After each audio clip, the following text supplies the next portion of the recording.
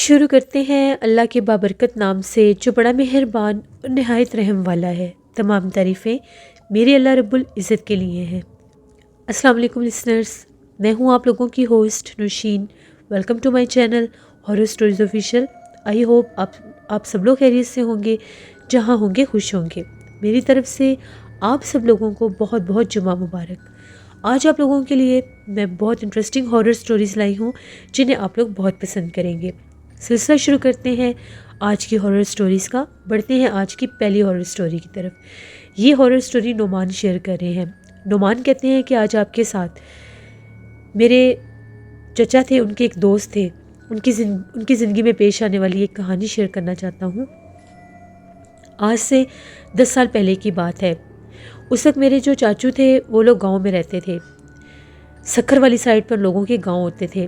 تو چاچو بتاتے ہیں ان کا ایک دوست تھا، اس کا تانگا ہوتا تھا اور وہ گاؤں میں تانگا چلایا کرتا تھا۔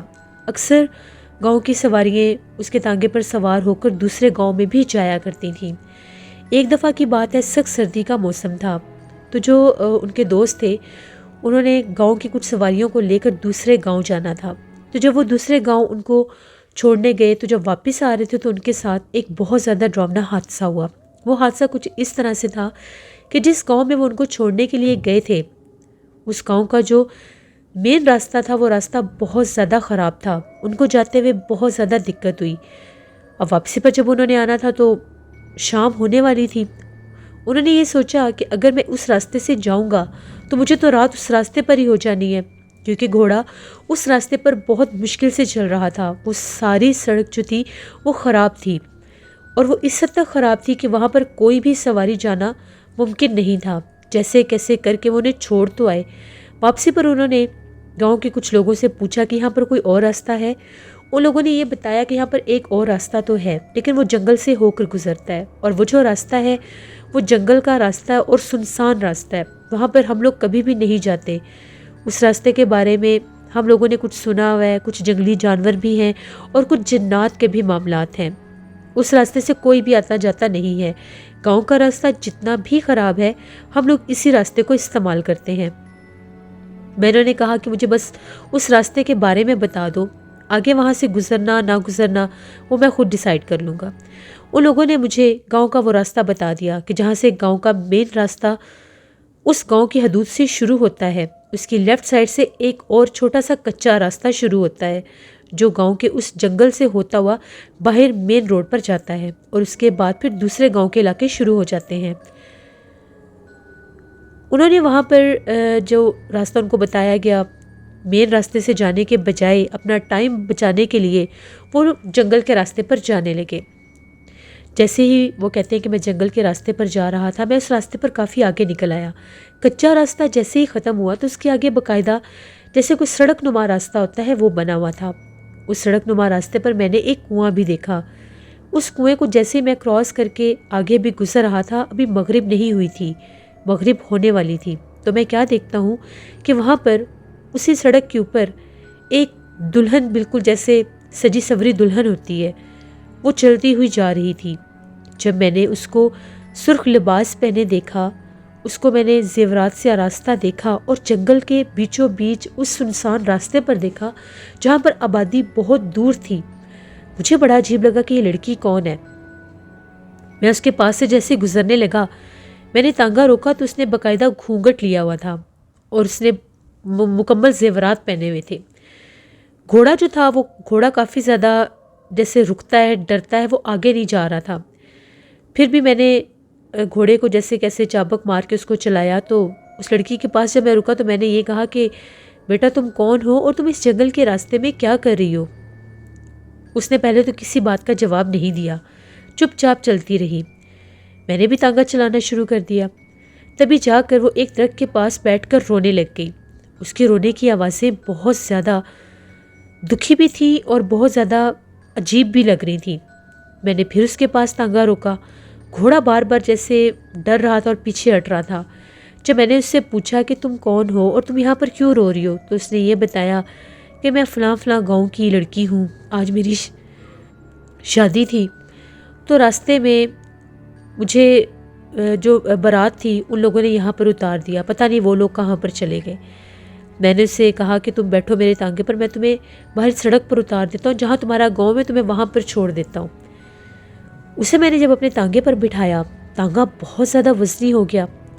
تانگا اتنا وزنی ہو گیا کہ تانگا تو میرے سے چلایا ہی نہیں جا رہا تھا، ایسے لگ رہا تھا کہ جیسے اس کے اوپر پتہ نہیں کتنے لوگ بیٹھ گئے ہیں۔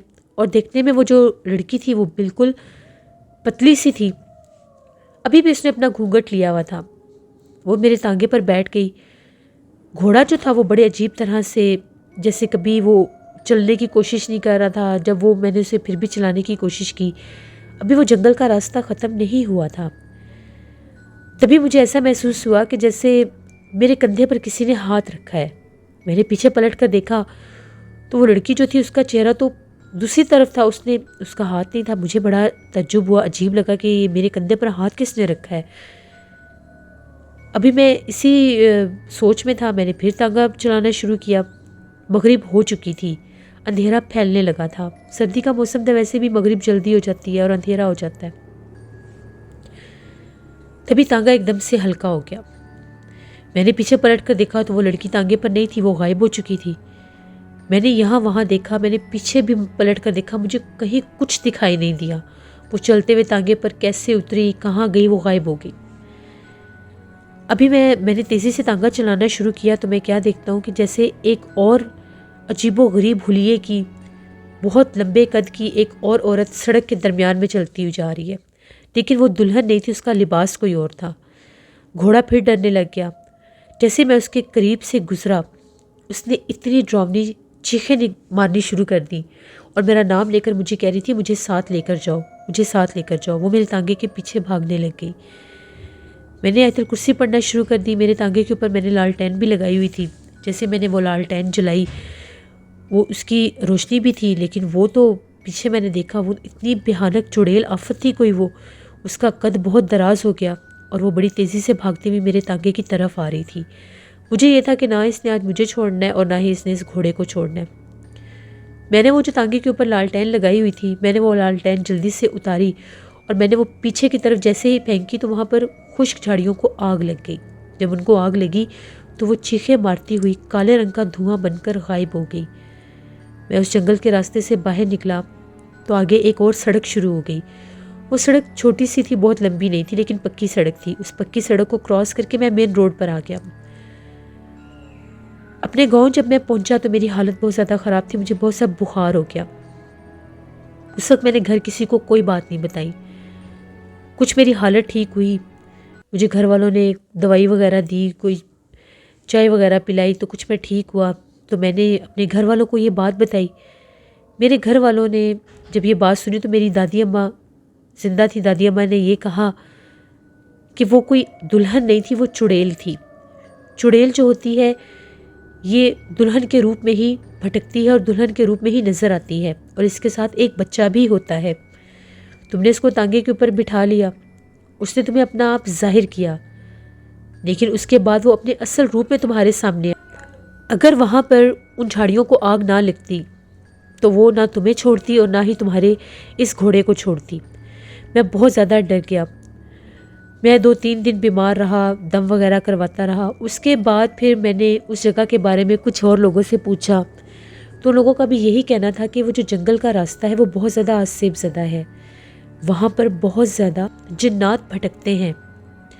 وہ پرسرار راستہ تھا، سنسان راستہ تھا، وہاں پر وہ پرانا کنواں، اس کنویں کے اوپر بھی بہت زیادہ جنات آباد تھے۔ پھر مجھے اس بات کا یقین ہوا کہ یہ بات بالکل سچ تھی کہ اس دن وہ جو عورت کے روپ میں مجھے نظر آئی، جو دلہن بن کے وہاں پر بھٹک رہی تھی، وہ کوئی دلہن نہیں تھی، وہ ایک چڑیل دلہن تھی۔ وہ ایک چڑیل تھی جو دلہن کے روپ میں وہاں پر چل پھر رہی تھی۔ ایک بزرگ کے پاس میں بیٹھا، ان بزرگ نے مجھے سارا قصہ بتایا۔ ان بزرگوں کا یہ کہنا تھا کہ جب یہ چڑیل کسی عورت کے روپ میں آتی ہے تو یہ بے پناہ حسین ہو جاتی ہے۔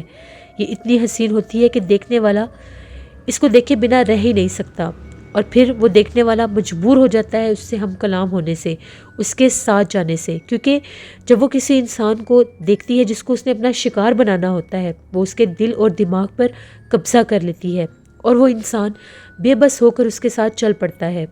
اور جب وہ انسان اس کی گرفت میں ہوتا ہے، اس کے ساتھ چل پڑتا ہے تو وہ اسی وقت اپنے اصل روپ میں آ جاتی ہے۔